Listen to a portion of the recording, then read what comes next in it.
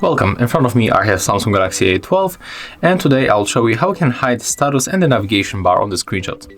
So at the first we have to go for the settings, tap on the search bar and then type screenshots. Let's go for the screenshots from the advanced features. And as you can see right now, when you take a screenshot and open it,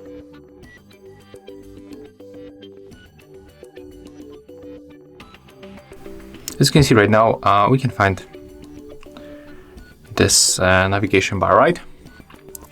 So when you want to hide this one, let's go back for the screenshots.